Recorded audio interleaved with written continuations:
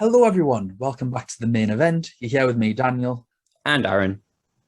Aaron, game week one or match day one, as it is in the Champions League, has came and went.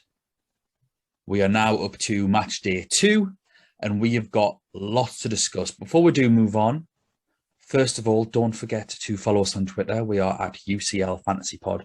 And don't forget to like, subscribe, everything we've ever done, ever, whether you like it or not. We are first actually going to go through how we did last week, just to keep everyone up to date. We'll go through our hitters, our big missers, and where we are in the rankings. So, Aaron, who's up first, me or you? I'll go first, get the bad news out the way. So I finished on 63 points, so respectable. I would say above average, which is all right. Just go through my team. Costa in goal got me the clean sheet, which was nice. Alexander-Arnold, Kimmich, Gersons, and Reece James all getting points, 5 or above. All my midfielders, Mount, Fabinho, and Casemiro got 4 points. And then I had Haaland, Ronaldo, and Mbappe, and my captain stuck on Mbappe because I think I captained Ronaldo on the first day. Yeah. I was debating between Haaland or Mbappe, and I said, because I was still a bit bitter about Lewandowski and not having him in, which I did on the live stream. I took Lewandowski out on the live stream. I was like, I'm going to die on the Mbappe hill. And so I captained Mbappe, and that did not go well because he got injured. So I apologize, Killian. I apologize. You got an assist, didn't he? Did you get an assist? Yeah, and then thankfully, so it wasn't all awful. Yeah, it wasn't the worst case scenario, but it wasn't very good. No, in terms of my rank, 184,000.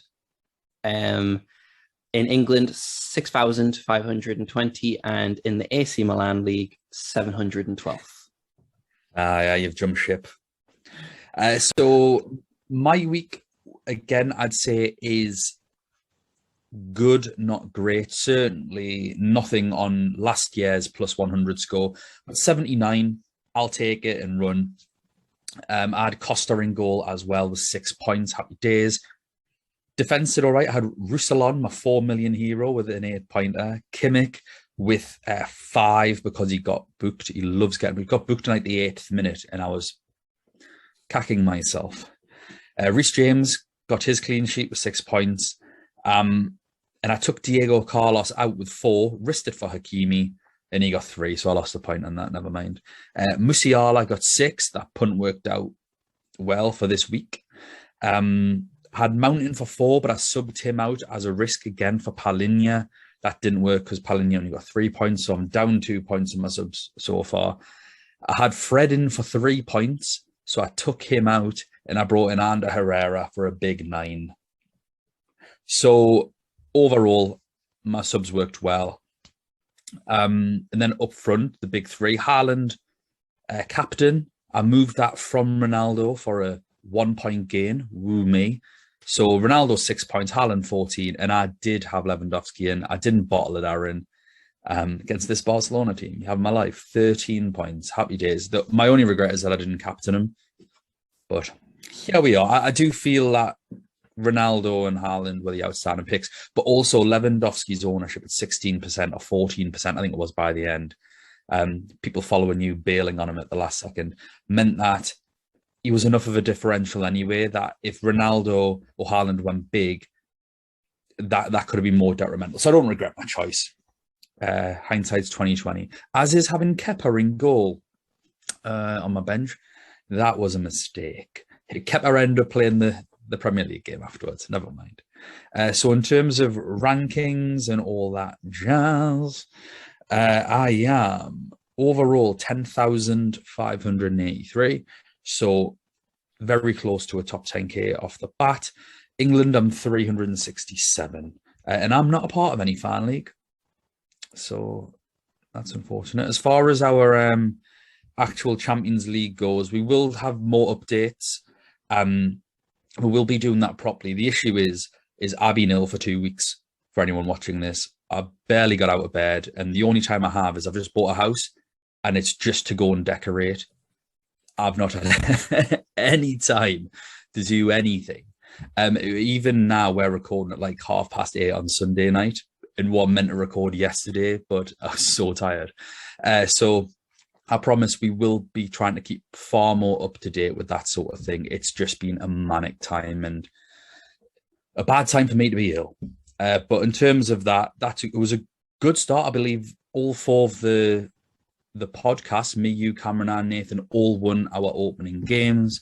I am actually top of everyone in that league, but to our surprise, Cameron is second overall with 73 points. So credit where it's due, mate. We'll give you a stick on here all the time, and rightly so. But now that you seem to be playing the game properly, well done, mate. You're doing really well.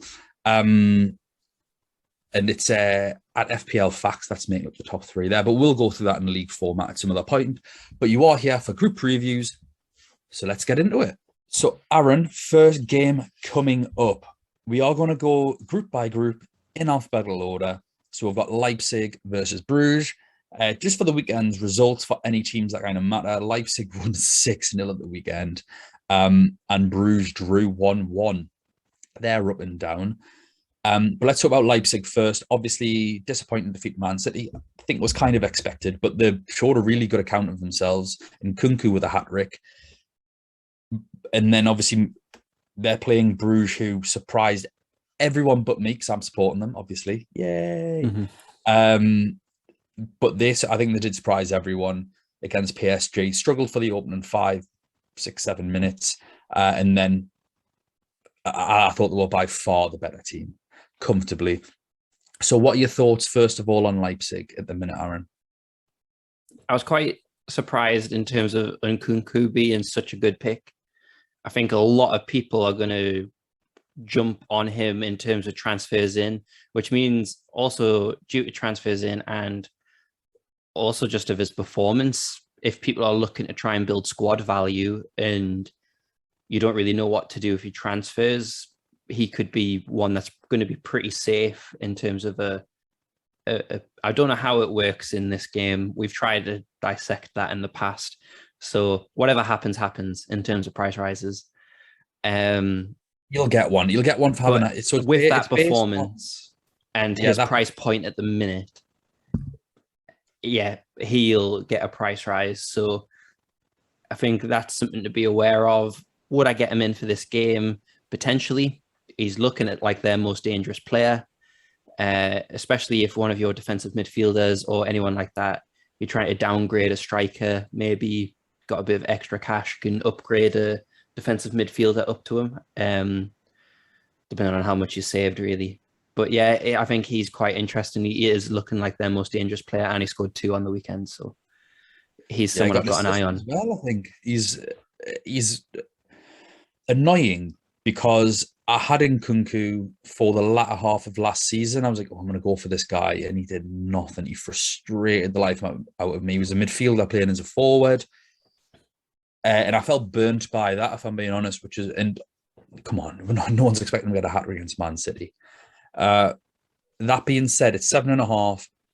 I have Mount. I think a few other people will have Mount. He's currently orange flagged. We don't know what that situation is yet. Apparently, it was a minor injury, so he might be back. We'll see how it goes until Tuesday. But if I feel like I'm in too much of a doubt over Mount, I am looking at players to bring in for him. So I've got 3 issues. I've got Mount, Reece James, and Kepa. So I've got 3 Chelsea issues. Absolute nightmare. That throughout this podcast, we're going to try and address, and I've had a couple of people actually ask me, Daniel, who are the best budget midfielders to go for? Budget being between 4.5 and 6.5 million, really. Now, he is just outside of budget. He's mid-priced. But I think for the value he can provide against Bruges, who are out of sorts, they played excellently against PSG, who, let's be honest, didn't play well themselves. I think was a 6-1, half a dozen of the other. But Nkunku is probably the only Leipzig player I'd go for. I still don't trust their defense at all.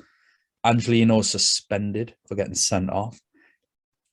Klosterman didn't play the last game, but he got an assist at the weekend, but played really well. He had a goal disallowed off VAR.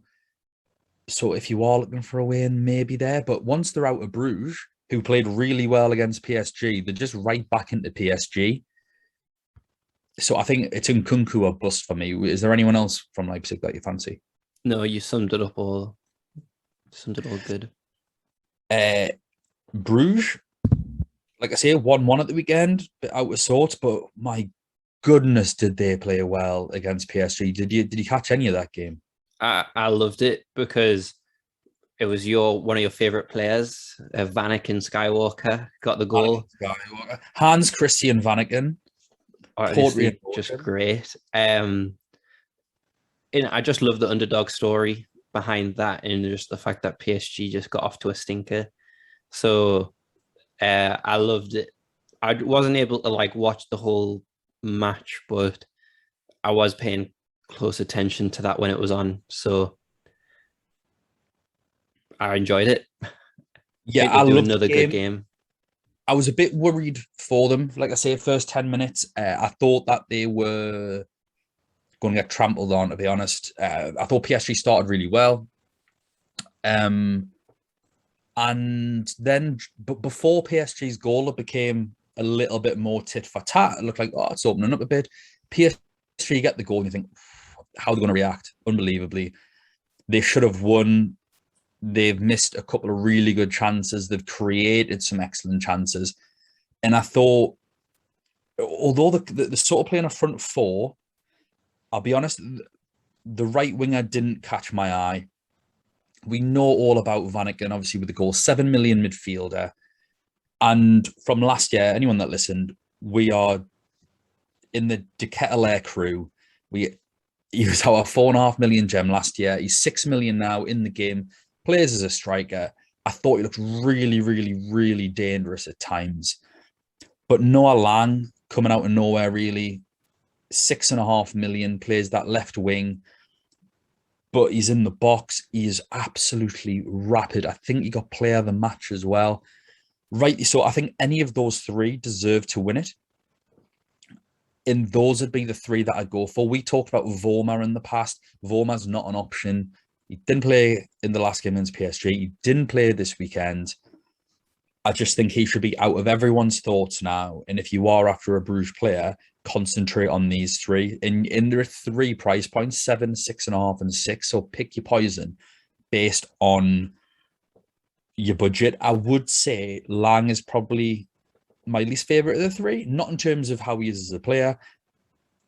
Obviously, he's got that player of the match award, but I do think De Ketelaere and Vanaken are more likely to get goals, and Vanaken's on penalties. What do you think the score is going to be, Aaron? I would think Leipzig 2-1. Leipzig 2-1. I'm going to go for another draw. I'm going to go for a 2-2 draw. Did you have any players from Bruges? No, I don't. I think just in terms of the 2 fixtures they've got coming up, I don't plan on bringing anyone in as well. It probably just wouldn't make sense in the long term to get anyone in. Yeah. So the next game, PSG versus Manchester City, both with wins. PSG 2-0 at the weekend, although I think it was Draxler got one and I can't remember. Idrissa Gana Gueye, I think, got the other. Yeah. Neymar got an assist. Don't know who got the other assist. But so it wasn't the players that you want. Mbappe, Neymar, Messi. Messi didn't play. Messi was injured, I believe. Yeah. He's still doubtful for this next game as well. He's back in full training as of today. So he trained as normal, apparently. So if you do have Messi, I don't think it's panic stations. In Man City were dominant against Chelsea at the weekend, 1-0. Can't wait to talk about them. Let's talk about PSG first. What do you make of their performance, and have you got any players in mind this week? Do you have any players? I can't remember. The only PSG player I've got is Mbappe. So I was quite relieved to see that he wasn't injured. He got substituted off during this game, and that's something that worries me, is that Pochettino, he's not afraid to pull the plug on these. And obviously got a lot of media coverage when he pulled off Messi during that match, and there was a bit Excuse me, Aaron. This is a family-friendly podcast. When he subbed off Messi. and there was a bit of a scuffle on the side, bit of words shared, which didn't look very nice. Everything was okay though, according to Poch. But the fact that Mbappe keeps getting brought off for Icardi is quite worrying for me as an Mbappe owner. So Icardi obviously scored the winner that when it was against Metz. So, oh no, sorry, it was a Hakimi, but Icardi scored the match before that. And so quite worrying as a Mbappe owner is who's actually going to be substituted first to try and keep the front three fresh. And Mbappe is probably going to be one of my transfers out if injuries go my way. And we'll discuss a bit more where I'm needing to make transfers later, but ideally I would love to go from Mbappe to Benzema against Sheriff, but I might need to do other transfers. Yeah, so, but do you think Mbappe is going to play against Man City? Yeah.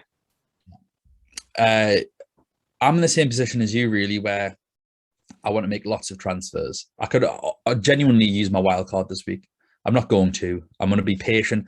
I found with FPL this year, every move that I've made to be proactive has backfired. But thankfully, all the prep I did pre-season has done me really well. So patience is my virtue, clearly. So I'm just going to be patient with it. So I've got Herrera at 5.5. I'm sure he's their top goal scorer this year.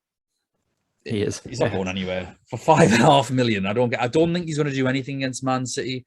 They play first game this week, don't they? Play the Tuesday night. So yes, I'm going to leave him in. I've got other fires to put out, and for 5.5 million, if he nicks a goal, which I don't think he will, but that'll be great. Hakimi, that game that you were talking about, did he score a brace? Yes, he scored 2. Yeah, I don't think he was very good against Brugge, if I'm being honest. I don't think he played well at all. It's going to be very interesting to see Cancelo versus Hakimi down that. Like, that is going to be a beautiful, beautiful sight.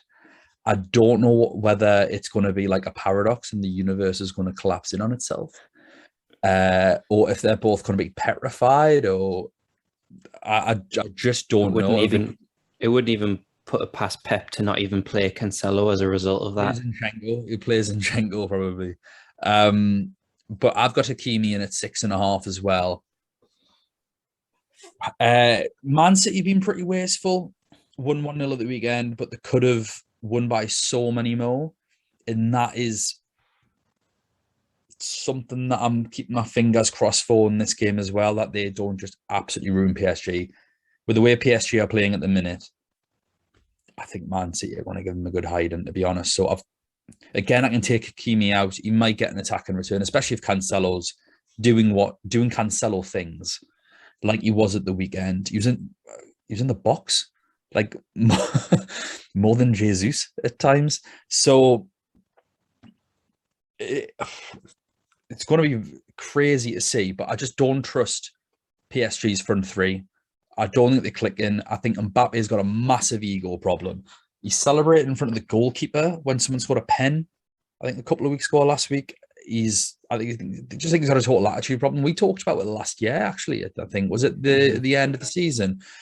We talked about him having a massive, massive attitude problem, and I think he's starting to become quite an unlikable person. It was the Euros, wasn't it? It was the Euros. It was the Euros because the strikers had an argument over. It was like a bust up in the camp. Which Mbappe had to. He was the main aggressor, so. Was it him and Giroud, or him? Was that what no, it was? Giroud. I don't think it was Giroud.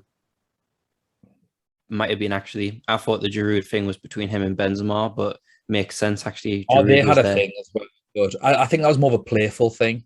Yeah. But yeah, anyway, too many cooks in that kitchen, and Messi. We said this last year. Look, Messi on his day is still unbelievable, but he walks around too much. Like, I don't think he's a Poch player. yeah, with them three, they've actually only played one game together. Yeah. And that was the Champions League. The only other time when the three were in the same field, Mbappe got brought off for Messi. So they've actually not played up front with each other. The only one who has a bit more of an advantage is Neymar because he's played with both of them individually. But Yeah.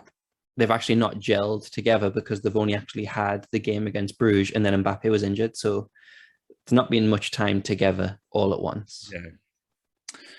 Are there any other PSG players that you consider bringing in with these? And Marquinhos seems to do well in these kind of games, doesn't he? Yeah. But if you don't already have him, I think there's better 5.5 million defenders to bring in for this upcoming game week or less, namely Chelsea, maybe potentially AC Milan.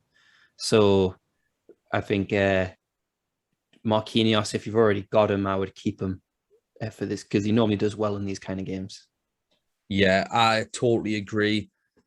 Said from the start, Marquinhos is such a great pick. He might score from a set piece. Man City aren't very good generally at defending from set pieces. I think they're going to be better now that Laporte back. I think if Ake is playing, they're in trouble. He's great at the other end, Ake, but defending his own goal from set pieces, he's shocking. For me, I've got two people listed for Man City, two clear, outstanding players. Or three, sorry. De Bruyne's back, so always De Bruyne, but he's the most expensive midfielder on the game. Everyone knows about him. I'd say Grealish, 8 million. He's playing every game under Pep. He seems to be void of the Pep roulette. So I think that would be a very, very clever pick. Some people might think, oh, Torres might get a game now. Here we go. This is where I do a grading curse. I don't think Torres is good enough of a striker to score past this PSG defense. Just because it's not his natural position. I think if Marquinhos goes to mark him one-on-one, it's not happening. He'll score 2 now. And the other one is Cancelo. Man City have the best defense in the Premier League. They, I think, have the best, like in terms of not just conceded the least goals, but I think they've conceded the least XG and the least big chances, which usually come together, but not necessarily. So that is really, really interesting. Cancelo got an assist at the weekend as well. Plus, I think he got maximum bonus for that. He could quite easily get a player of the match in a game like this. But we do have to beware, like you say, Aaron, that he's going to have Messi and Hakimi. So he might just play Zinchenko. Mm-hmm. I think the ball recovery potential for Cancelo is unbelievable against Messi and, well, not firing 100% Messi, which is important to remember, and an Hakimi who knows. I think the ball recovery for actually any of the defense, even DS, goes up quite a bit against this PSG side. Neymar gets tackled quite a lot, so Kyle Walker's ball recovery points. I was going to say Kyle Walker for me is the dark horse of this game. I was literally about to say he's up against Neymar, who likes to do people for pace with a bit of trickery. Kyle Walker's very strong, very quick. Kyle Walker's flaws are usually in his positioning or his lack of concentration in the box. And then if it's positioning and it's high enough for the field, he's the fastest player in the league. So he's going to recover. It's fine. So I think he's going to get a lot of ball recoveries. And I think he's the one that's nailed between him and Cancelo, because Zinchenko played against PSG in the second leg last year of the semi-finals. Cancelo played the first half of the first leg and got absolutely ripped to shreds. And Zinchenko came on for him.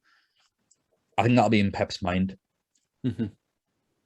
And if anyone knows how to play against Messi, I mean, Pep's done it a few times since he's left Barcelona, but it's a great insight. But also the record that Pep and Poch have against each other, I think it actually favours Poch, if I remember correctly. So quite interesting. I'm quite looking forward to this battle of wits and tactics. Battle. Mm-hmm. Um, talk about them long enough. What do you think the score will be for this one? I think Man City will win. I think it's going to be 3-1. I think Man City will win 1-0. Just another 1-0. Let's dive into Milan versus Atletico Madrid, Group B. We'll try and make this one quicker. That was really hard because it's Man City PSG. That's got to be the biggest game of this game week comfortably. Yeah, definitely. So Milan, your team won 2-1 at the weekend versus Atletico Madrid, who lost 1-0. Simeone getting a bit of stick because the fans believe he is sticking to his guns, dying on the Griezmann hill. And that is not what they want. Apparently, he's not been playing very well. So let's start with your boys. Aaron, Milan, how are they doing? Doing really good. Still unbeaten in the league. Made a really good account for themselves against Liverpool. There was a lot of English pundits who said that this is the worst AC Milan side they've seen in years, but they've not been watching AC Milan. What the hell are they talking about? Yeah, it was people like John Barnes and stuff. Do you know how long they haven't been in the Champions League for? Off the top of your head? 8 years, I think. So surely they're the best team in 8 years. Yeah, it's a really young side, which is a lot of comparisons between when Alan Hansen said you can't win anything with kids. Yeah, this AC Milan side are putting a big claim into winning the Serie A this year. Comfortably one of the best sides in Italy. It's that youngster Giroud they've got up front. And Ibrahimovic on the bench. Yeah, exactly. I mean, the two youngsters coming through, they'll watch this space. You've heard it here first. My hot take, Ibrahimovic, Giroud, going to be... Giroud will win a World Cup. So, in terms of their players, obviously, you mentioned that you had a few, but for this matchup, Theo Hernandez, we know how good he is. He's one of the best left backs in the world. It's a miracle that AC Milan have been able to keep him for so long without Champions League football. He is a clinical part of their attacking play. So 5.5 against an Atletico Madrid side that aren't firing on all cylinders seems really, really good potential. Got a goal and an assist over the weekend. Someone else who's really good, and the Gaming Hub Scout. I don't know who that is, but it's funny. It's like kind of like the Stig for Top Gear. They keep the Scout a secret, don't they? Yeah. But they've identified Mangin who's the goalkeeper, for 5 million as a potential option as well. But just really quick, you've got DS, who's in great form, 6 million midfielder. Tonali or Kessie, good ball recovery potential, but also Kalulu, who seems to be being favoured as a right back, 4 million on the game. Getting subbed off a lot because he is so young, but he's someone to keep an eye out on as a 4 million defender if you need to jump ship on one that you've already brought in at any point. And is Calabria certain over Florenzi at right back? So Kalulu's been playing over the last few games, but I think Calabria picked up a knock against Liverpool, I think. Calabria is the captain, so he'll come back in when he's fully fit. He came on at the weekend. I think for this game, Calabria will start, and it might be the games against Porto. I think it really just depends on, do they stick with what's working, or do they try and play their best 11, even though they're not fully fit? So It's kind of that debate, isn't it? But Kessie came in, even though he wasn't fully fit against Liverpool, made a good account of himself with 5 points. And that's even with a yellow card that he picked up. So he's got a good, safe floor, I would say. Yeah. So we're saying that Calabria is probably off the cards just because he picked up. He's not certain, although he is generally a starting right back. Yeah. Theo Hernandez is a good pick. My other two picks that are, so Rebic, 7.5 million midfielder, even though he plays up front. Mm-hmm. Does he play up front? Yeah. Well, not only if Giroud or Ibrahimovic aren't playing. Over the weekend, he played on the left side of the midfield attacking three. Is he any good on that left-hand side, or is he only decent up front? He's just great. His work rate. his work rate is second to none. So something that Giroud has done really well all of his career is actually coming forward and letting the wingers run past him. That's something that him and Rebic have already started to do very well. So I just think but in terms of Rebic versus Diaz, I think Diaz is probably the better pick and it saves you 1.5. Well, Diaz is the other player that I had on there. He got a goal at the weekend as well. And I'm really annoyed with myself and not listening back to our podcasts because I said on the podcast, I want Diaz. Like, oh, yeah, he's in my midfield, 6 million. And I was and ahhing about who the last midfielder I put in. And I put in Mount because I was like, I'm sure I wanted someone. I couldn't think of who it was. And it was Diaz. And I said it on our group preview that I wanted him. And then I just couldn't remember. I didn't have time to listen to them all back again. And here I am. He scored, fuming, and I want him in. So he is 100% on the list. Diaz. Atletico Madrid. They are not playing particularly well. They weren't very good against Porto in the first game. I think they only must have 2 shots on target. They've just been beaten at the weekend. That being said, though, suggestions. I've got 2. J. Maria on the game. That's Jimenez, for anyone that actually watches football.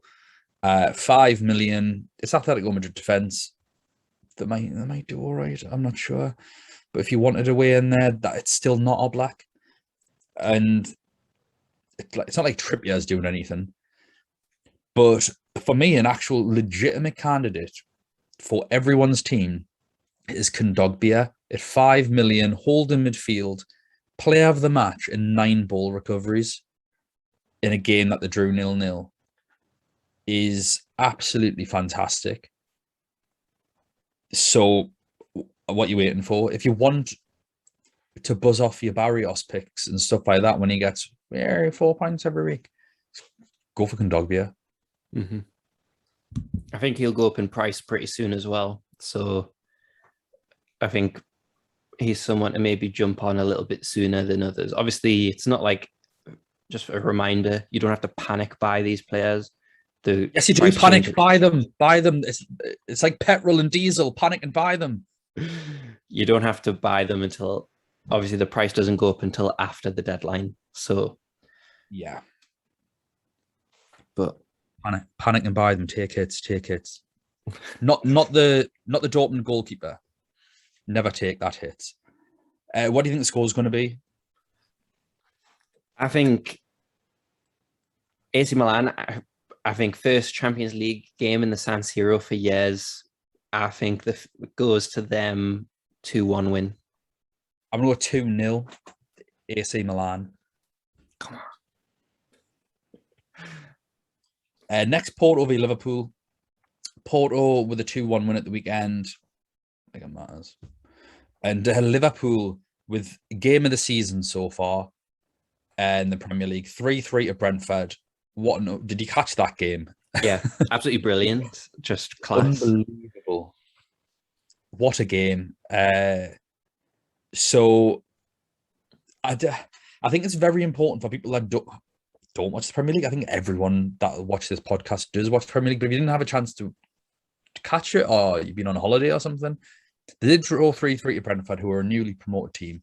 But Brentford are the Leeds of last season, who were the Sheffield United of the season before, where they are just playing expansive, exciting football. They are super confident, very positive when they want to press, when they want to sit to get deep. They've clearly got a plan for every game. And Liverpool could have scored 8. It was, to be fair, Brentford could have scored 5 or 6. I think if you look at the chances, Liverpool probably could have edged it. Salah should have had a couple at least. Although I'm quite grateful he didn't, because I own him in FPL, but I didn't captain him.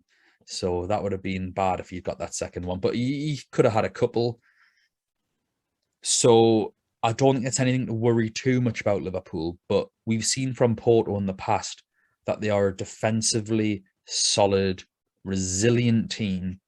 And this is the type of team, a bit like Atletico, that Liverpool don't like playing against. low block, aggressive, very tenacious. What do you make of this game in general? It's going to be an absolute grind, low scoring, loads of crosses into the box from Liverpool, but they don't really have any clear headers of the ball. So I think it's going to be a battle that Porto are going to relish. They're going to be well up for it. Portugal, the stadium will be buzzing. But it's going to be an absolute grind for Liverpool. And I think it'll be like a set piece or something like outside the box goal that'll win it, I think. Yeah. I think the outstanding choices for this game. I think Costa for 4.5 million. We both have him. If Kepa wasn't my second goalkeeper, I'd be very happy with him because I just think he's got the potential for so many save points in this game. I can see Salah having shots from outside the box and Jota having shots off his thigh. Or Firmino might play, and I think he started the season better than he started other seasons. But outside of that 1 year when he was just unplayable, he's not been the most consistent finisher. In the way that Porto play is they just suffocate any room in and around the box. So I think any Porto defender, I wouldn't be going for the midfielders. I don't think they do enough. The penalty taker doesn't often play, comes off the bench these days, Oliveira. So if you want to go for one of the Porto defenders, great. If you've got any of them, I definitely think they're a hold. But I wouldn't be diving into Porto. And for Liverpool, I know you come here for the good content. So I'm going to name 2 players, hidden gems that are okay to own this week. Hidden gems, but don't tell anyone. Mo Salah and Trent Alexander-Arnold. You ever heard of them? I know it's mind-blowing. We should have set up a Patreon for this advice, I think. We've just said Porto are so good defensively that you need players that can pull it out of nowhere. And Salah and Trent are those 2 players, in my opinion. And if you've got them, it's because you've got them for the entire duration of the group. So I don't think they're going anywhere. I just think they're a hold, play them and cross your fingers. And if anyone can do it, they can. I don't think we need to overly complicate this game. No, totally agree. I've got Trent at the minute. Quite relieved that he's recovered from. I think I was definitely panicking when he just didn't show up for that game, him or Robertson. But relieved he's back, and I was a bit gutted that goal got ruled as an own goal in the last game. Because rightly so. I heard a few people complaining. He crossed the ball into the box. It wasn't like he had a shot. Yeah, I was just gutted in terms of my points. It was the right decision. Absolute nightmare. Did Salah pass it to him as well? Was it a Salah? It was a Salah assist. It was a Salah assist, yeah. So people were, if you had both of them, you were mugged out with 6 points. Yeah. Plus potential player of the match points. What's your score for this game? I think it's going to be like a 1-1 draw, to be honest. I think Porto will get something from it. I'm going 0-0. I'm going 0-0 from 3-3 and 0-0. So on to the next group, we've got Ajax versus Besiktas. Ajax rampant against Sporting, and they won 3-0 at the weekend. Haller not on the score sheet though. One player that was, who has a lot of attention, got an assist against Sporting Lisbon, is butchering the name here, Mazraoui. Nailed it. First time on all 3 occasions. All 3 were right. 4.5 million defender. We had Matt on, and he was a big advocate of him. I think arguably made the right decision. 4.5 million, got 6 points, I believe. But Haller was the man of the moment, and under the radar, Anthony as well, or Anthony. Anthony 7 million, Haller 8.5. Besiktas were awful, absolutely awful against Dortmund, who, to be honest, weren't actually that much better, and Besiktas lost 2-1 at the weekend. So, first of all, I imagine it's just Ajax for you here, but what are you thinking with this game? With Ajax, didn't we have it in our Champions League group chats? People were debating going to Haller. He had a really good record outside of England. I think he averaged a goal every 2 games, which is really good. And it's just a shame he didn't replicate that for West Ham because we knew he was a better player than what we saw in the Premier League. And so Champions League hat-trick, anyone that did go for him, well done. Did he get 4? Did he get 4 or 3? I thought he got 4. Could have. I think he got 4, I think. Anyway, it was a lot. Either way, it was more than 2. He's younger than Pirlo, and he got more than 2. So, but Ajax, this is the team that we were expecting to see last season. Obviously, the whole team just got bought. And now it's Ajax, the young, exciting team. Well, the majority of them are young.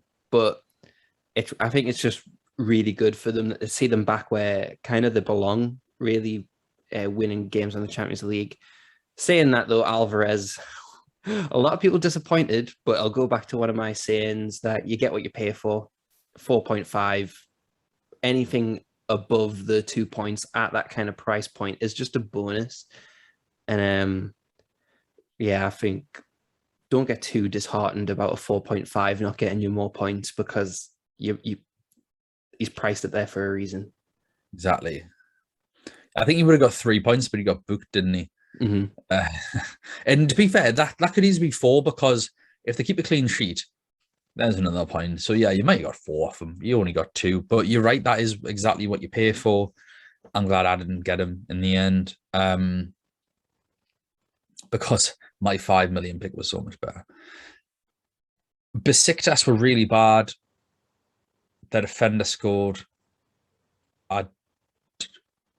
But they were playing against a Dortmund team that we know can't really defend. There are 3 things certain in life: death, taxes, and Dortmund blowing a clean sheet. So when that went in, I was just like, yep, of course. And I was one of them where on all of our podcasts have said, don't go Dortmund defense, they will concede. Do not get the Dortmund goalkeeper. Anyone that sent me a team, I've said, I cannot ever say I'm okay with you having a Dortmund goalkeeper. And then, we're like 5 minutes away from a clean sheet. I'm like, oh, I've probably given some bad advice, but no. Free header in the box, I think it was just like, oh my God. And they were bad in the first half. Besiktas could have had a couple of goals without playing very well at all. So I think this game's going to go one way and one way only. If you don't have Haller and you have room for a forward transfer, that'd be it. And I'd even say if you want to be mad punty and you don't have any other fires to put out, if I didn't have any other fires to put out, I'd 100% go Ronaldo or Haller and bank the rest of the money. Genuinely, Ronaldo's too much for his 1 goalers, and I know he got 2 against Newcastle, but we are the worst defense in the league statistically in terms of XG conceded, shots conceded, number of big chances conceded. And we found out he's not on pens. So yeah, and he's not on pens. He might be now, I think. But no, that's great because especially in like a team like mine, where all of my midfielders are basically defensive mids, if I needed to upgrade to get a Salah or get a De Bruyne or someone like that, it's actually a very smart transfer because he has the potential in this game to still get attacking returns, probably more so than people like Depay and stuff like that. So I think you say it's punty, but I think to actually strengthen the overall balance of your team, it's not too bad of a shout because would you rather have Ronaldo, Mount, or Haller, Salah? De Bruyne. Yeah. Or De Bruyne, yeah. So, yeah, I think it's actually, when you compare the two side by side, it's not actually that bad of a option. With this game, what do you think the score's going to be? Ajax Besiktas? I think Ajax will win quite comfortably. I'll go with a 2-0. I'm going to go 3-0. Ajax at home.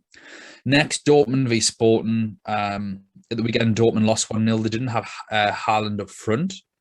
Which is interesting. I've not heard anything about that. He's got a minor injury. I couldn't find anything else. I'm sorry, people. Yeah, that's the same. We'll have to see how it goes. He's too much money. I'd have to transfer him out. He's too much money. But hopefully he'll be fine. It was just, apparently it was minor, and it was for his safety.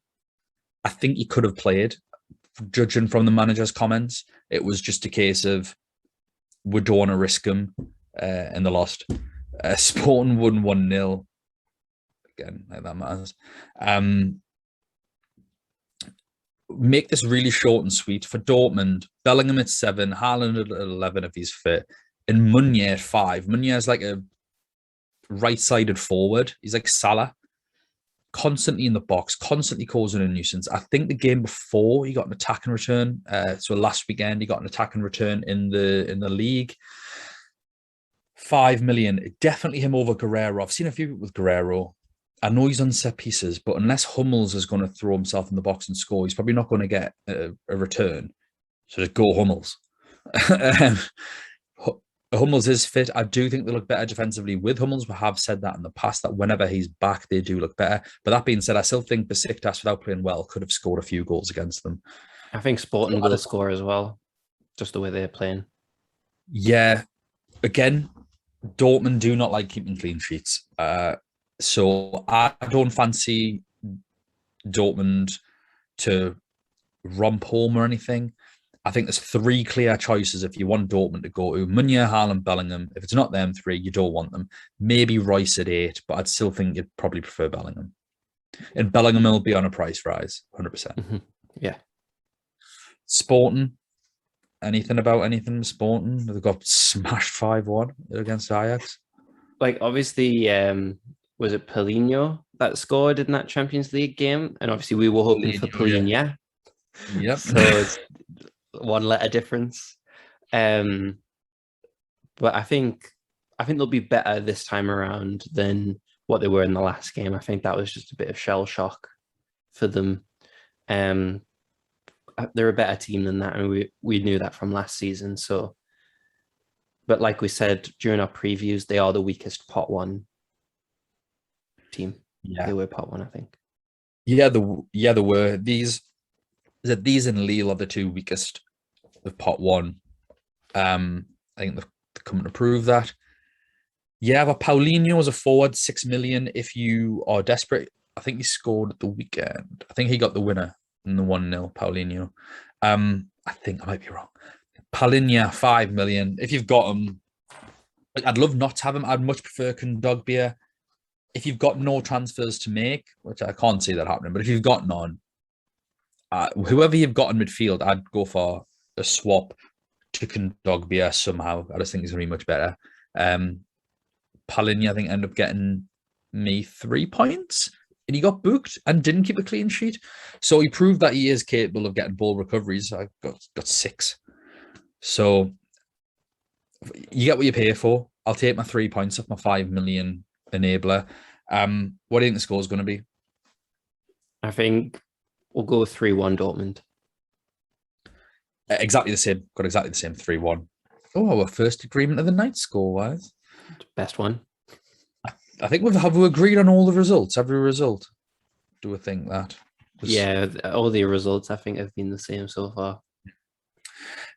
Next group, we've got Real Madrid. So they drew 0-0 against Villarreal, but the game before that, I thought I'd throw it in there. They won 6-1, and Marco Asensio got a hat-trick.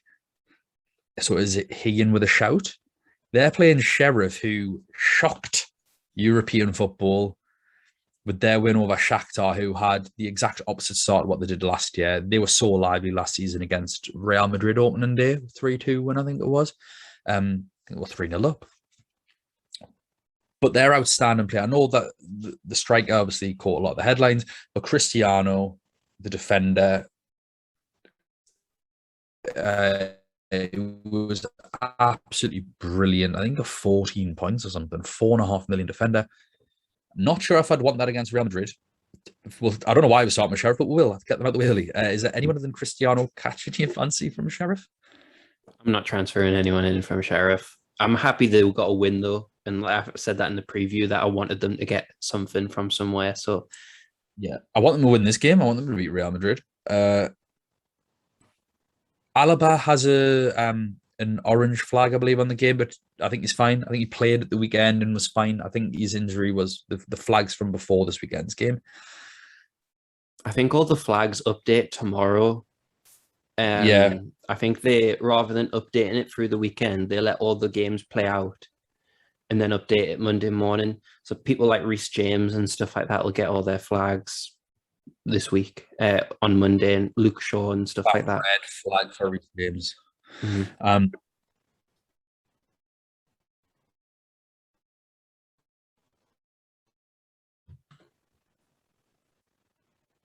For me, there's 4 clear choices in the Real Madrid team. I don't think they played well against Inter Milan. I don't think they deserve to win the game. I thought Inter Milan were actually quite unlucky not to win the game, let alone like not get a draw out of it. At the very least, they deserve that. I think Brozovic as well got man of the match in the game. The 4 players, Benzema, world class, absolute world class. He's getting goals and assists for fun in La Liga. Don't have him against Sheriff at your peril. Again, if I didn't have other fires to put out, Benzema could be the one instead of Hala. He's still saving money to drop from Ronaldo. And I might do it anyway, just for the crack. I don't know. They're playing Shakhtar next as well. And we saw what Sheriff did against them. So I just love the look of Benzema at the minute. I think his price is brilliant, 10 million. Vinicius Jr. as well. His class as a forward, which is really annoying, 8 million forward, which I think kind of puts him out the running because I'd rather have Hala for 8.5. But he's been very, very good in getting lots of attacking returns again in La Liga. Asensio with that hat-trick 2 weeks ago means I think he might be in contention. 7.5 million midfielder. That's my punt of the week. If anyone wants a punt of the week, is that something we should do from now on? Asensio, like 7.5 million is my punt of the week. In defensively, I think Militao is still the best option at 5 because he's the best price point and he's the most nailed, usually because of injury. Like obviously, Alaba's nailed when he's had his little flag. Whether he's going to play left back or centre back, those are always a question. I just think Militao for the money is where you want to go. What do you make of Real Madrid? Just exactly what you've just said there. They're the same players that I was looking at. Casemiro, I don't think he'll get too many ball recoveries, but I think the reason you get Casemiro is because of his safe floor. It's kind of a sub that you don't really have to make. You know he's going to get you 4 or 5 points. So, but I think his ball recovery potential probably isn't as high as other games that he's going to face in this group. But yeah, Benzema is my number 1 transfer that I'm going to make. I'm just waiting to see updates on Mason Mount because we'll get onto that with Chelsea. But Mason Mount was completely arrested the last game before the Champions League as well. So I'm just waiting to see. What do you think the score is going to be? We're going to go Real Madrid. We'll let Sheriff score. I'll say 3-1. I'll go 2-0 Real Madrid. Cool. Sorry, Sheriff. I want you to win. Next game, Shakhtar versus Inter. Obviously, this is your forte, so would you like to talk to us about Shakhtar? So, Shakhtar. No, so Inter Milan, it's not the best start. They are very fast goal scorers, though. A large percentage of their goals have come in the first 15 minutes. And so that's something to pay attention to is like, especially seeing like they're the early kickoff, just a large portion of their goals have come within the first few minutes. The game on the weekend against Atalanta was unbelievable. What a great game. I didn't watch the game, unfortunately, and I'm a bit annoyed. But I've heard it was an unbelievably good game.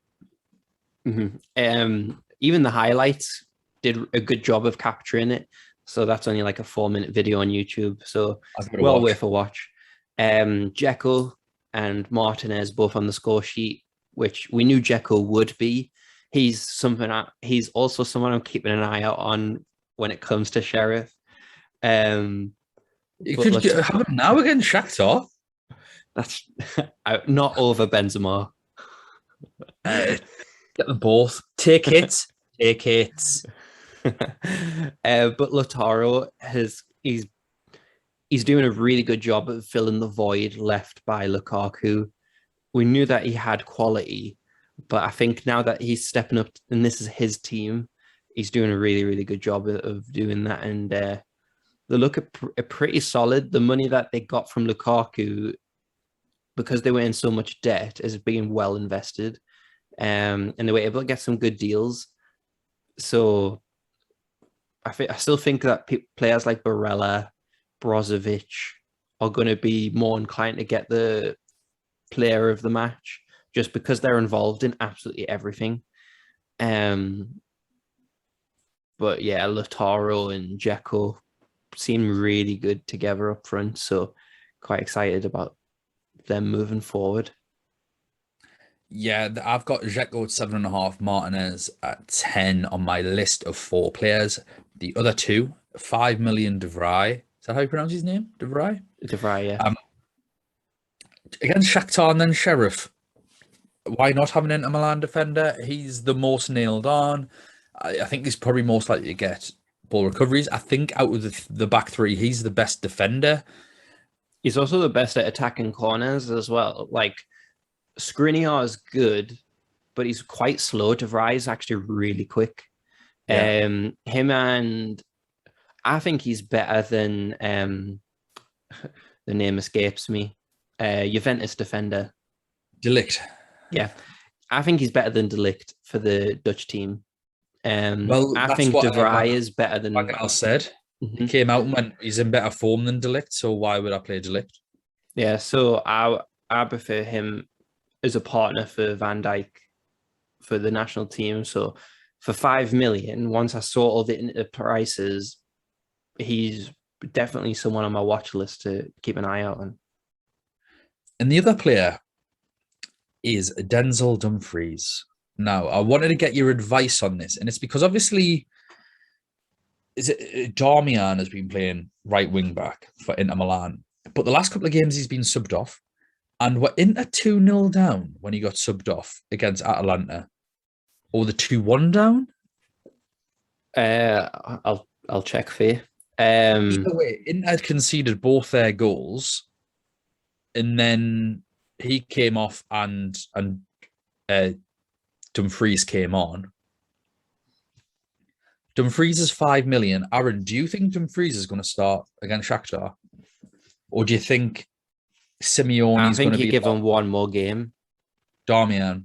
Yeah. It is starting to get tailored towards Dumfries. So I checked there. It was 2-1 when he came on, but it was the 57th minute that he got brought on.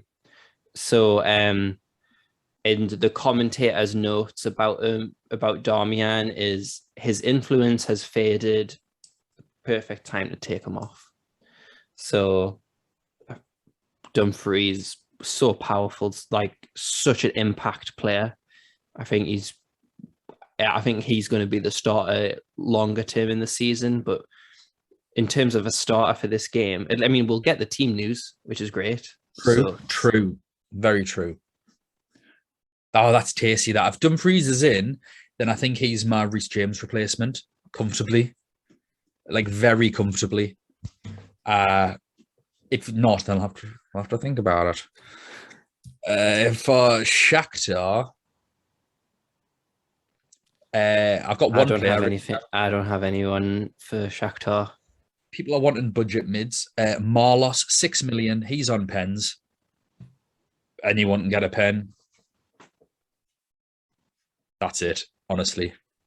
We said even in the group previews, don't bother going for Shakhtar, even though they had a good start last year. We said they fell off a cliff. They're not top of their league, I don't think. and nothing's changed my mind. So yeah, have more losses on pens. Other than that, it's a no from me. Next group, Bayern Munich versus Dynamo Kiev. So Bayern won 3-1 at the weekend. I didn't even write down Dynamo Kiev's score because you're absolutely loco if you're planning on putting in Kiev players at this point. So I'm really sorry. I don't mean any disrespect, but I don't want to waste anyone's time. Bayern Munich, where do you stand with Bayern players at the minute, Aaron? And what are you looking? Are you looking for anyone in this team? I think the fact that Lewandowski is still so low owned is it's just crazy that he's one of the least owned, well, not one of the least owned strikers, but he's not in the top 5. So, which is just absolutely madness because he didn't break Muller's record on the weekend, which just Muller just be like, Lewandowski just has something personal with me. He just keeps breaking all my records. Well, I hope not. He died a little while ago, so I don't think he's going to be too bothered now. Maybe when he broke the first one, but now break whatever you like. Well, I doesn't care. He's in a better place. And so Lewandowski obviously is someone who I'm keeping an eye out on. But in terms of the rest of the players, I said in the previews that Sane had gotten some bad reactions from the fans, but he's starting to work his way back into the team and he's actually put a few good performances in. So if you look, obviously it's going to be kind of who do you prefer in the attacking third. Musiala is obviously cheaper. Gnabry, Coleman, all get thrown into the mix, but Sane is working his way back in and his pace is just way too good. Obviously he's a good quality player. He's not just pace, but he's someone I'm keeping an eye on. I've already got Kimmich, so I don't really need anyone else in defense. Yeah, the big thing for me is Gnabry got subbed off at the weekend with an injury.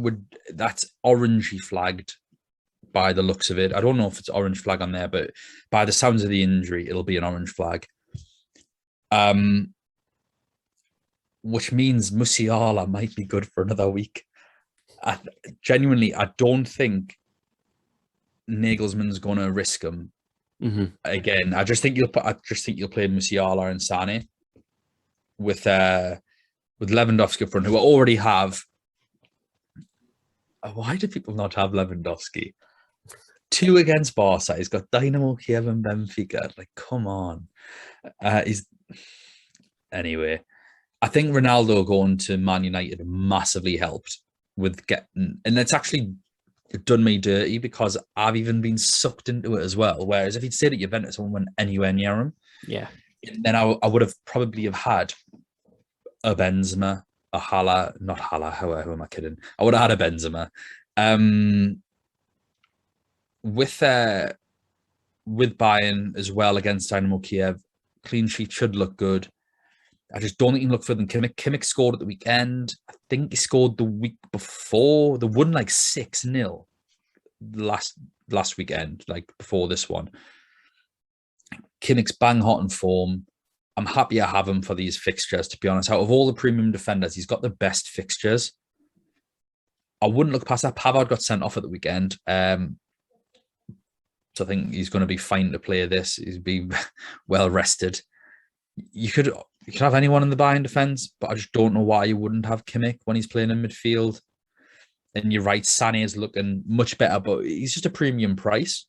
And I'd rather have, if I was to make a transfer, fair enough, if you only got one and you make midfield. But if you do have 2, I'd rather get Hala for that price. He's less than Sane. Saying that, I do think Sane could return in this game. What do you think the score is going to be? We're not talking about Dynamo Kiev. If we offend anyone, I'm sorry. It's just we've got 32 teams to go through, and we aren't picking any. I'll go conservative 4-0. I was going to go 4-0. Trying to be a bit respectful. I genuinely 4-0. 3. I reckon there'll be 3-0 up and start making loads of changes, and Choupo-Moting will get the 4th.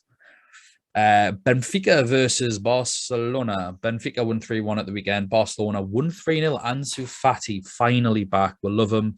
And he is back with a goal.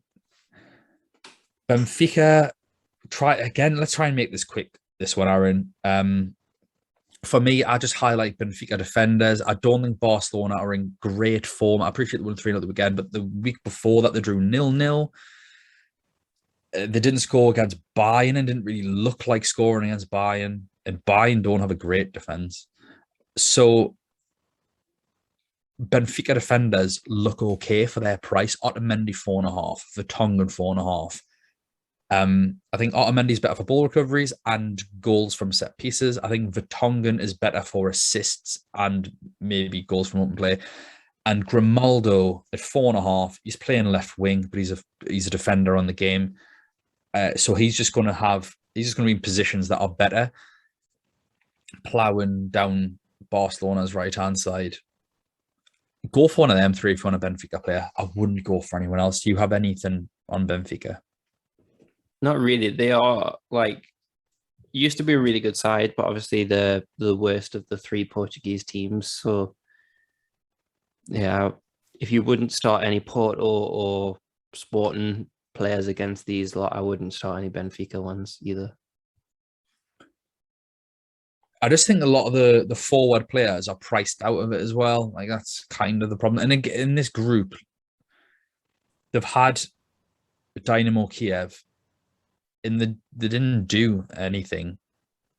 So, yeah. Not much. What was the final score for that game? Was it 1-0? Honestly, good question. Like that is how much I paid attention to that game. 0-0. 0-0. There you go. Barcelona, what are you thinking about them? Tricky one at the minute. What a crazy turn of events for a great team. I think Depay obviously scored penalty on the weekend.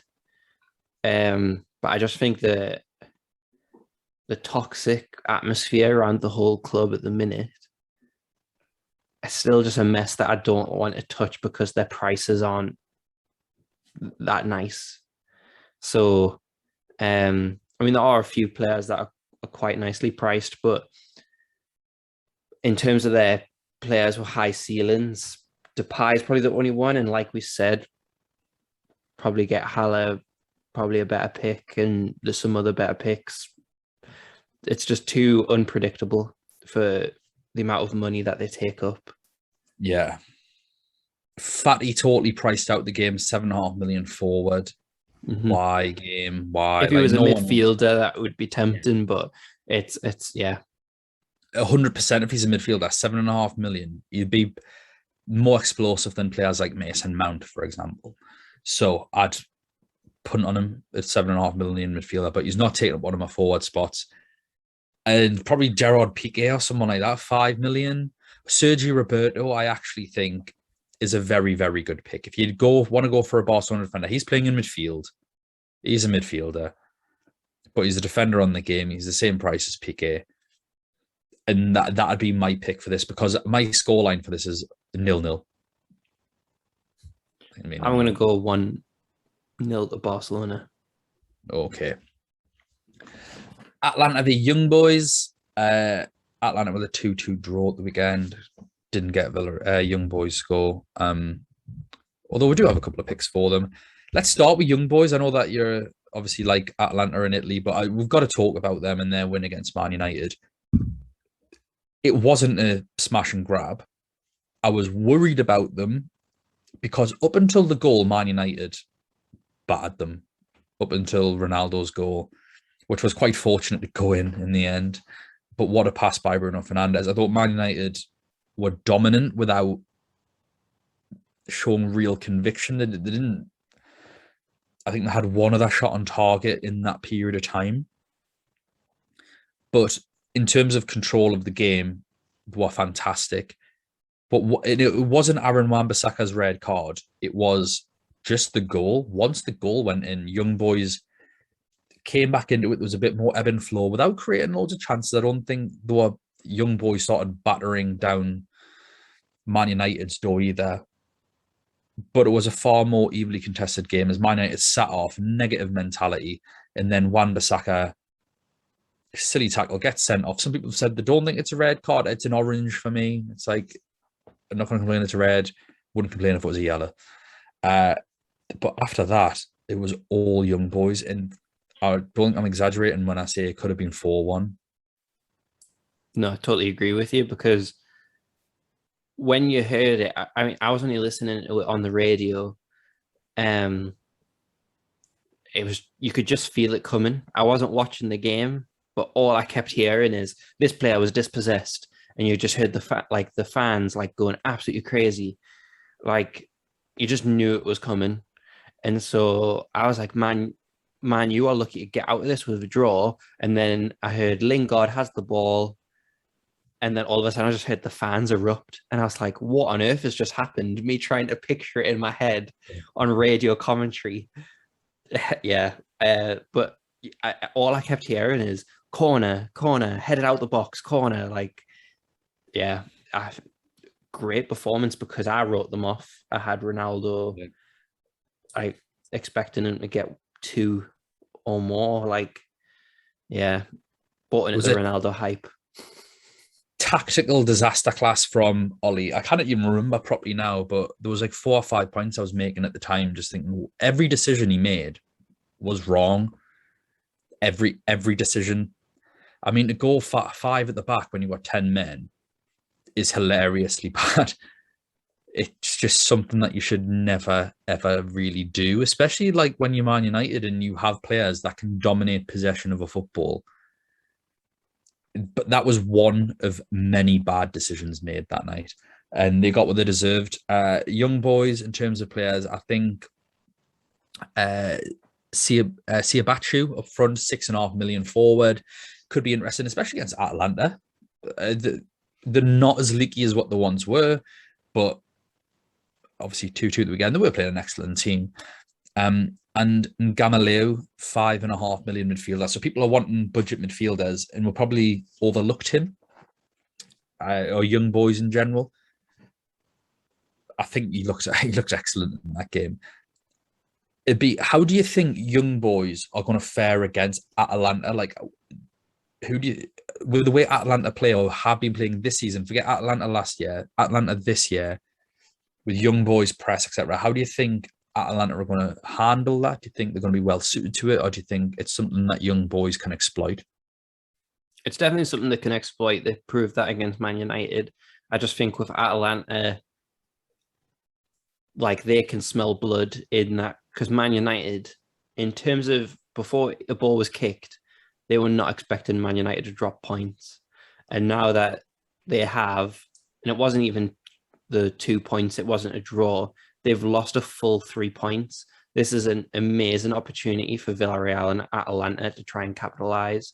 So I do think young boys will score, but I think Atalanta's quality will overcome them in the end. So I'm going for both teams to score in this one. With Atalanta, obviously, we don't need to talk about Gosens. We'll bang that drum till the end of time. He's 5.5 million. Go pick him up. I don't have him. I probably should. Scored last week, didn't he? Scored in the Champions League. Yeah, he scored in the Champions League and in the league. Oh, he's so annoying. So yeah, that's my own fault. I tell everyone else to buy him. I didn't get him myself. But budgets. Talk to me about Zappacosta. 4 million, right wing back. Since he came in, he's played every game. Mailer's disappeared. I don't think Mailer's a very good right wing back. I think he's a considerably better left wing back. Mm-hmm. But even then, I think for Denmark are a very different team to Atalanta. Yeah, I do think Zappacosta is going to be the starting right wing back. I say at my own peril. In terms of, I've actually gotten a few DMs about Atalanta. People asking for insights. Do I think Zappacosta will score? I do. In terms of Atalanta, it's either the wing backs or the forward.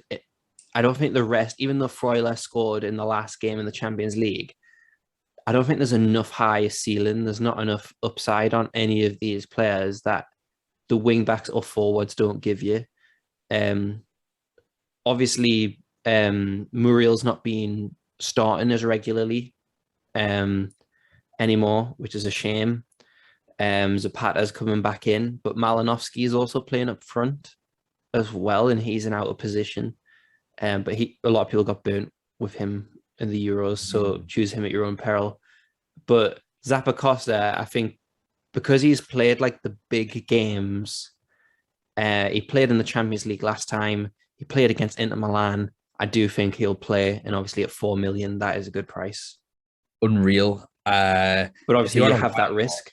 You get what you pay for. If you want safety in an Atalanta fullback, get the money for Gosens. Yeah. You've got to, I mean, the likelihood is he'll get subbed for Melee halfway through the game.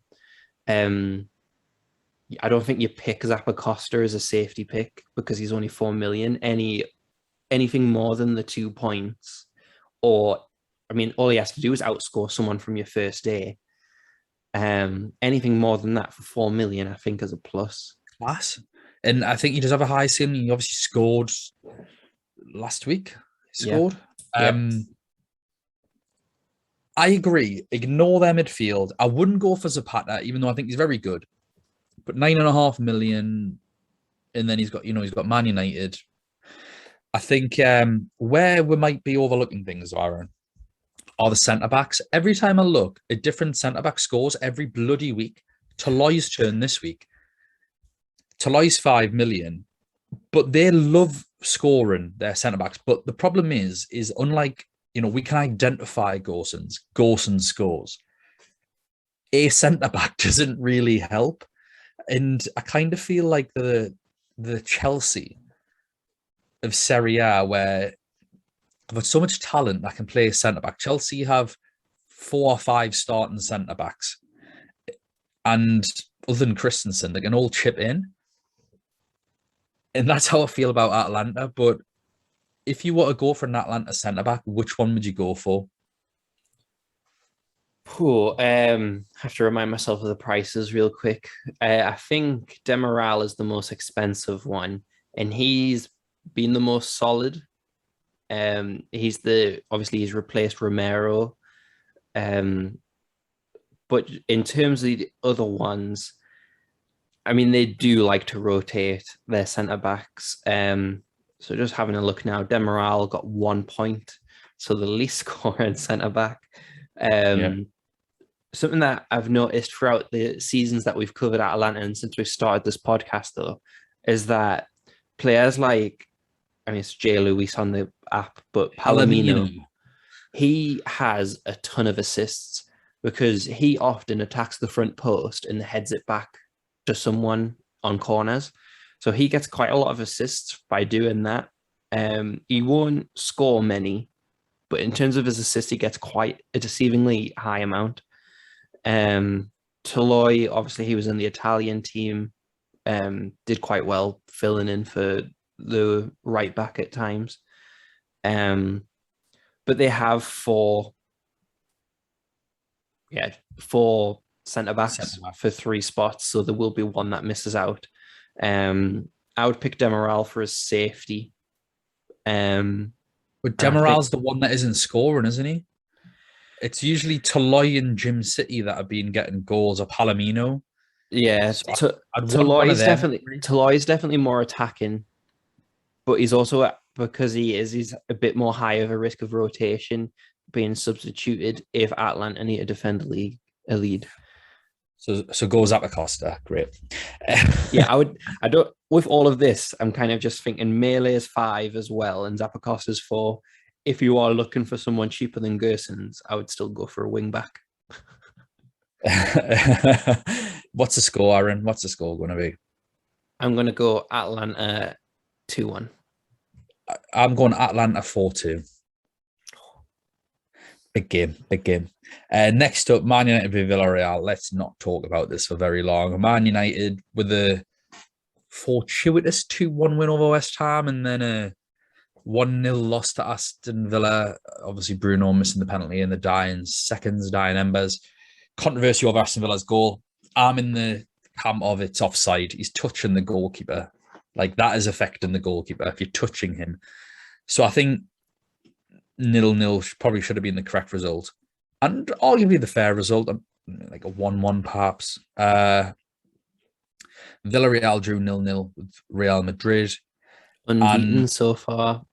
They're chugging along. They seem to be like last year's Sevilla a little bit. Just chugging along nicely. For Man United, I wouldn't look anywhere other than Cristiano Ronaldo. I unfortunately have Fred. That was a mistake. I already regret that. I just already totally...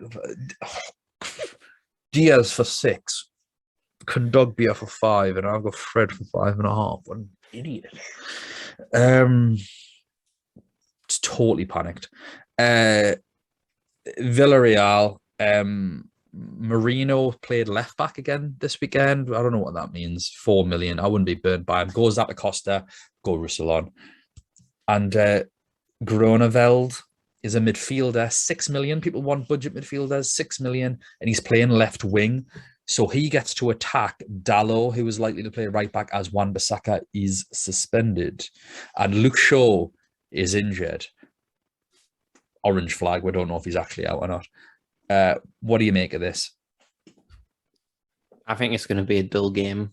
I think just obviously these teams have faced each other quite recently. In the Europa League final, we saw how dull. I mean, the penalty shootout was great. But, yeah, that was unreal, that, to be fair. But I just think Unai Emery is just a better coach than Solskjaer. Controversy. What sort of nonsense are you going to come out with next, Aaron? The sky is blue. That Robertson is underrated. Back. But no, I don't know what Ronaldo's record was against Villarreal when he was at Real Madrid. I think he just kind of looking for it now. That's exactly what I'm looking for. In case people just think I'm having some kind of weird fit where I'm just like looking down doing stuff. I'm just trying to find out that information. I knew it was coming and I think I don't think there's anyone he didn't score against for Real Madrid. I don't think Villarreal were that good of a team back when he was there as well. I don't know if it was them or Valencia, but I think they got relegated at some point as well when he was there. I've got the stats, Aaron. I've got the stats. Bring it on. So, La Liga. So we'll just look at La Liga. He played 15 games against Villarreal. He scored 13 goals and got 5 assists. Read of that what you will. But yeah, I think it's going to be quite a boring game. I think it's going to be a draw, to be honest. So yeah. Yep. No, how apathetic. I'm going 1-1. What's your draw going to be? To be fair, I was going to say 1-1 because I've got Ronaldo and I want him to score. Yeah. I think Ronaldo will score, and I think that'll be the end of it. And I think Bruno will pull off some kind of worldy assist to make up for his penalty miss. Or Bruno, you know what, might even be 2-1 and Bruno scores. The poet in me would say that.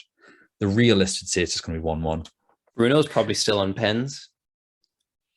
Like, Solskjaer will probably be like, we need to up his confidence. Well, Ronaldo is actually good at stuff like that. Like, he give a penalty to Benzema once for his confidence. I think Benzema missed that as well. Bruno Fernandes just doesn't strike me as a person who lacks confidence. Yeah, true. And Ronaldo's good in a sense where he's very real about missing. Like, he's missed big pens himself. He's missed a penalty in the Champions League final against Chelsea, for Man United against Chelsea. Cristiano Ronaldo's the school of thought that you just need to say yes and take the opportunity to just have the opportunity. And the more times you do that, the more likely you are at success. As proven by how many shots he has per game. But it's a bit like Michael Jordan, where he was like, I've missed. He knows how many points he's missed from free throws, but he's got the most free throw wins. Alan Shearer has the most Premier League penalties scored and the most Premier League penalties missed. It's like it's about putting yourself in there. And he was the first person over at Bruno Fernandes to say, keep your head up straight away. He was first over. So I don't know if it does change in the way that us mere mortals will think it might, because I'm pretty confident Ronaldo isn't. He's some kind of demigod. On to the next group. Salzburg versus Lille. Salzburg, Sevilla was mental. I watched that game, and I watched the first half of this and the second half of Young Boys Man United properly. But Salzburg were absolutely fantastic. It was end-to-end in the first half, but they need some pen practice. 3 pens in the first half, scored 1, missed 2.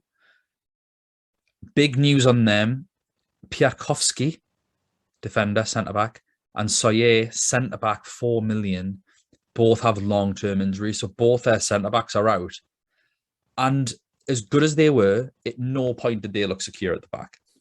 That does mean that Ongwene came in, also a 4 million defender, so you can have like for like if you don't fancy Zappacosta. But I think obviously Adeyemi was the star of the show, 7 million forward. If you've got the budget to go there, the most even group, I think, as proven even by Lille v Wolfsburg. Salzburg won 2-0 at the weekend. Adeyemi didn't score. What do you make of Salzburg in their first performance? I think just kind of the fearless approach that they had last season. Excited to see them just continue that and just relentlessly attack teams. I think they are from Hungary, aren't they? Salzburg from Austria? Austria. There we go. We have been recording for well over an hour. Well, we'll put your bad geography down to that. So yeah, like I think just some of the country, like kind of Eastern Europe, they're starting to build some of these really, really good squads, and the national team as well are up in the quality as a result. I think the gulf in class with these kind of teams is becoming a lot smaller than what it used to be. So they're brilliant to watch, but the unpredictability puts them off. Like puts me off putting them in my team, which is a shame because obviously I would have missed out on people like Haaland when he was playing there, and Sloboslai. Minamino. Yeah, I missed out on a ton of these players because of that unpredictability. So it's kind of like a daring man's team. Who's going to put them in your team? Stuff like that. Yeah, it's risky business. And I think if there were better premium midfield options in the game, then it would make players like Adeyemi worth far much more. But with the balance of everyone's teams at the minute, it's kind of like, again, you probably go Sebastian Haller at the minute, especially with that group. But they're playing Lille, who I thought were the better team against Wolfsburg. I thought Wolfsburg, despite keeping a clean sheet, were quite fortuitous. I don't think Lille were great. I don't think like blew me socks off or anything, but they were marginally the better team. David, 7.5 million forward, scored a couple at the weekend in a 2-1 win. They're average in league at the minute. Mandava, the outstanding defensive choice, I think, of 4.5 million, but I don't really fancy a defender against this Salzburg team. Do you have anything on Lille? No. Nah, just the French league as a whole is kind of putting me off because the quality is not great this year. They were doing great in seasons past. I don't know what it is this year, but it's not going well for them, is it? They've dropped out of the top 5 big leagues now, I believe, as Portugal are now the 5th big league. So yeah, and you can see why. The leagues are not great at the minute. Very even though. It's like it seems to be that anyone can win, and PSG are plowing through this with all the money that they've got. I'm going to go for a Salzburg win here. I think it's going to be 3-1 to Salzburg. That's fair. I'll go, just because I haven't disagreed with it yet, I'll go Lille 3-2. You think Lille are going to score 3 goals? Okay. Yeah, let's just go for it. No defense. Salzburg, Yeah. no defense. Lille are going to score 3 goals when they turn up in Hungary to play Salzburg. Because they forfeit the game. Well, it's like COVID, isn't it, where you get sent off to other places. Wolfsburg, not great. They got beat 3-1 at the weekend. Roussillon wasn't great, but he got his 8 points in the Champions League. Happy days.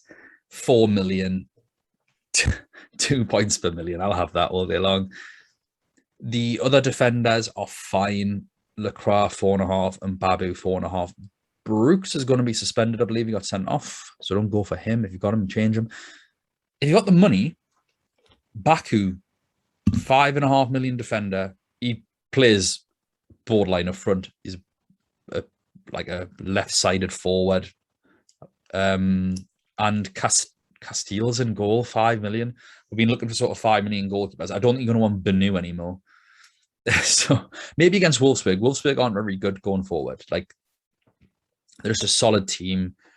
They have a system to play, so they're never going to light the world alight, set the world alight, even light the world to set. And you're right, it's been a long time, Aaron. So I just think go for a cheap defender if you've still got them. I wouldn't be overly enamored on actually getting any of them in unless you're wildcarding. I wouldn't mind a wildcard team with Roussillon and Zappacosta as 2 4 million defenders, and then go like 3 big boys. Like Hakimi, Trent, and Kimmich, like that. And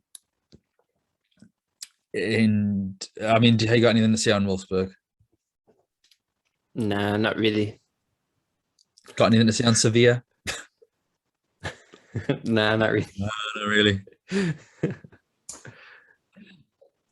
1-2-0 at the weekend, I wouldn't go for a single one of these players. En-Nesyri is suspended for his ridiculous sending off. Controversial. I don't think he should have been given a yellow because he was offside. So I think if he was onside, then it's 100% a yellow and a sending off. And to be fair, he deserved it anyway because he shouldn't have done it. But he is offside. So yeah. So it shouldn't have been. I think it should have been pulled back, and the referee should have went, "You ever do that again, I'll give you a straight red."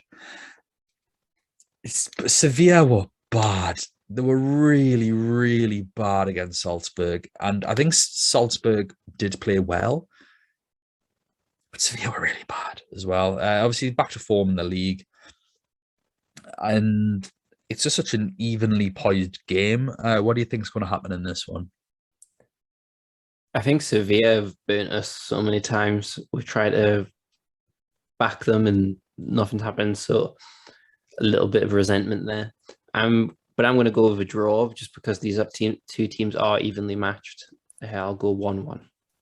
I've got 1-1 as well, and I've got a defender from each side. I still think if you've got Acuna or Diego Carlos, they aren't bad. The 4.5 million defenders, they're absolutely fine. I wouldn't be actively putting them in, though. And like I say, because I've got a defender from each side, it'll be a draw with no attacking returns. Last group, we're nearly there, Aaron. We're nearly there, listeners. Sorry, FPL's got it easy sometimes. 20 teams. Only 10 games to talk about. Casual 32. And we don't want to split it into 2 pods. So, Chelsea versus Juventus. Chelsea lost 1-0. They played dreadfully at the weekend, for the first hour at least. Once the goal went in, they kind of came alive. I think we should give Tuchel the benefit of the doubt. We were not fans of him at PSG.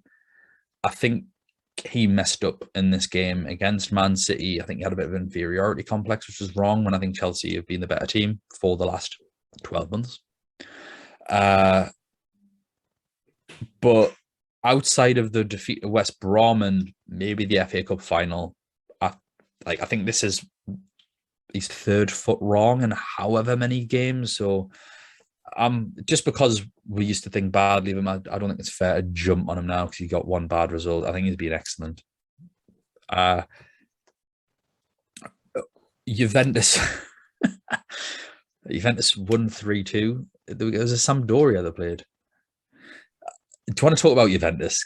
Because he's hilarious. Yeah, they're just not doing good at all, are they? A lot of the people, I mean, Ronaldo got a lot of the blame when, like last season, saying like, oh, like a lot of the Juventus board was saying, yeah, if we didn't have to spend so much money on Ronaldo's salary, we would be better off. We're seeing now how much of like the amount of lies that they're told basically just to try and keep face, trying to put the blame on Ronaldo because Ronaldo wanted out. Um, they've done well. They're starting to actually put wins together, so that Malmo win gave them a little bit of confidence. But the teams that they're winning against aren't great. Sampdoria, like they were relegation candidates last season. Got a Spezia, sexy kit, haven't they? They've got a nice sexy kit every year, Sampdoria. yeah. Spezia are the equivalent of kind of what we mentioned before, the Brentford, Sheffield United, Leeds. But thankfully they managed to not get relegated the next season. So they're really good. That was another 3-2. So lots of injuries for Juventus. Dybala injured, Morata injured, which I think really ups the appeal of Chelsea defenders. So if you have them, definitely worth keeping them for or subbing them in for the next day if needed. What if your only defender is Reece James? Like mine. Like mine. I mean, yeah, he's definitely one of the fires I've got to put out. Azpilicueta did great. But to be fair, all the Chelsea defenders did great last game. Christensen, I think, got the most points, just off the top of my head. But Azpilicueta is probably going to fill in that attacking right wing back role unless Hudson-Odoi comes in. But I think against Juventus, I don't think Tuchel's going to make any risks. Maybe if it was against Malmo again. But, yeah. I think Tuchel has to guarantee that he gets through the group, and this is the worst Juventus that they've probably faced in a long time. So, he has to attack this fixture, and I think the best way to do that is have Azpilicueta right wing back, and the rest of them. I mean, Thiago Silva is not 100% fit, is he? No, that's why I didn't start against Man City. Had a little injury in training, but I think obviously with how he played against Man City, I imagine he's fine. Obviously, we need word back on Reece James because the word used was painful, but pain doesn't necessarily mean serious. It might be serious, and I don't know who's in the nose these days on Twitter, but I saw one in the know, take that with a pinch of salt, that said he's likely to be out for 4 to 6 weeks. We've heard nothing back yet. My plan is to see if Dumfries is playing. If he's not, then I'll just move James to another Chelsea defender. I think this might be Chilwell's go. Chilwell came on in the last game. I don't think Alonso played well against Man City. I don't think many of them played well against Man City. And he needs to be given Chilwell minutes. I know it's a tough game against Juventus, but I've just got a feeling that might be the case. I don't think it's something to punt on when my players are injured. So it'd most likely just be to Rudiger or Azpilicueta. Probably Azpilicueta because of price. And Lukaku, obviously, if you've got him, I think he's played. Go back to our group previews for this last group for the statistic, because I did give an accurate statistic on Lukaku's history against Juventus. Off the top of my head, though, he's played 6 against them in Serie A and the Cup, and he scored 1 goal, which was in the final game, and it was a penalty. That's what I think was either 6 or 7 games, and he got 1 penalty the last game. So he's not prolific against Juventus. Juventus know how to defend against him. But obviously, players running off him, if if Mount is fit, that could be very, very nice, especially against Juventus's weak midfield. But I just think you're right, Aaron. The only detriment is that an even better world-class striker is going to come in for Juventus in the shape of Moise Kean, who we all know is capable of scoring 10 in any game. So that is something to be wary of. What's your score for this game? I think Chelsea will win 2-0. I'm guessing we're not recommending any Juventus players other than Moise Kean. Yeah, I didn't think so. Mm-hmm. Yes, I don't know what do I think it's going to be. I didn't write this one down. This is the group where I stopped doing research. I saw the 4 teams, went, no. I'll go 2-0 as well. I'll go 2-0. I'll join that bandwagon with you. The last game, we aren't talking about it, Aaron. It's Malmo v Zenit. Don't buy anyone. Good night. What's the score? Sorry. We'll go Malmo win. Why not? 1-0. 1-0 Malmo. We'll take it. We'll die on this hill. Yeah. Sorry if you feel that's disrespectful, Malmo Zenit fans. Just some Zenit fan just listening like an all hour the way. 45 minutes, and we aren't having any of them. I'm not. I have fires. I'm not putting any of these. In our defense, I mean, we've said from the get-go, do not pick Zenit players. I wouldn't even have Barrios. Yeah. I think they've got a 4 million defender, actually. Can't remember his name. Silva. One was Silva. Pick a name out of the hat. I think his name actually is Silva. 4 million against Malmo. Okay, why not? Got Juventus next week. So, but I thought actually, like, to be fair, Zenit weren't that bad against Chelsea. But they had that one chance to score, didn't they? Where was it Zuba on the stretch? Mm-hmm. Was it Zuba? Yeah, it was. And, other than that, they didn't really provide much, but Chelsea were a bit limp. I think Chelsea are just such a pragmatic team, though. They aren't going to beat teams 5-0. They're just going to get the job done. It's like Kill Bill, where she does that thing against the coffin, where it's like that 1-inch punch 1,000 times until the wood breaks. That's kind of what it's like watching Tuchel's Chelsea, which is very, very effective. But I don't think there are any holes anywhere, as proved against Zenit, when I think they could have been there for the take. And Malmo, I think Malmo didn't play too badly against Juventus until they conceded the first goal. And then the floodgates opened. And then they didn't play too badly afterwards, I don't think. I think it was like a 10, 15-minute period where it all just went to hell in a handbasket. So I think if they can take that concentration to Zenit, I think Zenit will struggle to break them down. And for Bants, I'll go 1-0 for Malmo with you, Aaron. So after all this talk, really quickly, very, very quickly, just off the top of your head, what do you think your transfers are going to be? My ideal transfer is one of my forwards. If Haaland's injured, him. If not, Mbappe to Benzema. And then, but I don't know if I can do that because I've got Mason Mount and Reece James. Mason Mount, just going off the last Champions League game, was completely rested in the first game. And so I'm hoping that history repeats itself and that he's fit to go. But I really don't know. He'll play, especially how they played against Chelsea. We've said this from the start. He gets a lot of sticks sometimes if he doesn't play well on the ball. But his influence off the ball is so important. Next time you have the opportunity to watch a Chelsea game on TV, watch what he does off the ball. The press starts with him. He's so effective off the ball. And I think it was clear as day against Man City. Yeah. And then if Mason Mount is good to go, which I believe I'm with you on that, I believe that'll be the case. Reece James to potentially Theo Hernandez or getting in another Chelsea defender, Azpilicueta or something, and try and save a little bit of money. If I do need to get Mason Mount out, and obviously depends on either of my transfers, I'm going to save money.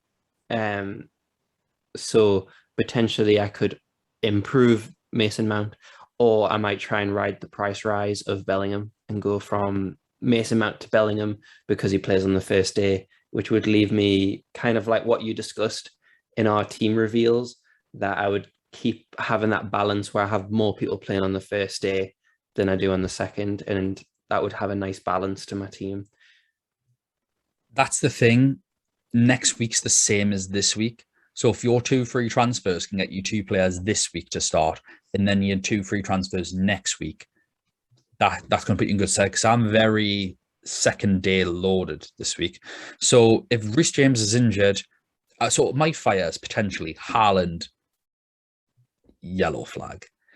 Mason Mount, yellowy orangey flag. Reece James, orange to red flag. And Kepa, big fat red flag. What an idiot I am. Took a punt, it didn't work. Here we are. And Musiala, obviously no flag, but questions over whether he'll start. So there's 5 players there that all depend on how fit they are. I'm going to work it in price order. Reece James and Haaland. Haaland at 11 million is just too much if he's injured. I don't think he will be, I'll be honest. If he is injured, I'll be going to Benzema or Hala, one of the two. For Mount, my replacements would be Diaz or Bellingham. Diaz of Milan. Defensively, if Dumfries is playing, I'll go for Dumfries. If not, I think I'll go for another Inter defender. I need a defender playing on the first day. And I've got a good 3 fixtures in a row now. And like I say, they're playing the first day this week and next week. No brainer to have an Inter defender, in my opinion. If James by some miracles fine, I don't think he will be, then it's Kepa probably to Handanovic, and we'll see what the other sub is, other transfer. So it all just depends on who is injured and where and when. And if no one's injured, then it's my decision on whether I decide. It'll definitely have to change Kepa, but it'll be my decision on whether I change Musiala or not. Again, Bellingham, Diaz available. If I was wildcarding, this would be a lot easier, but never mind. I might release a wildcard team for people because I actually think there's a pretty good wildcard team, but never mind. Aaron, we're done. We made it. We're finally there. Sorry this took so long. Like we say, most FPL podcasts are on for like an hour and 10 minutes anyway for 10 games. We've got 16 for people that aren't good at maths. That's a 60% increase. So thank you so much for your patience. We are now losing the will. And don't forget to like and subscribe. Don't forget to like and subscribe to the channel. We are available just in podcast form as well if you're sick of looking at us. So we are on Apple Podcasts, Anchor, Spotify, Google Podcast, the lot. We're on Twitter at UCL Fantasy Pod. If you're not following us already, please do. I am hopefully not ill this Tuesday, which means I might be able to actually get back to some people's questions. I'm very sorry for getting back to people on Thursday. I was dying, as anyone that saw the live stream would have seen. We are undecided on live stream this week. Again, it's just scheduling, so busy, but we'll try. If I don't see you, may all your arrows be green, but not better than ours. And we'll see you later. Cheers, Aaron.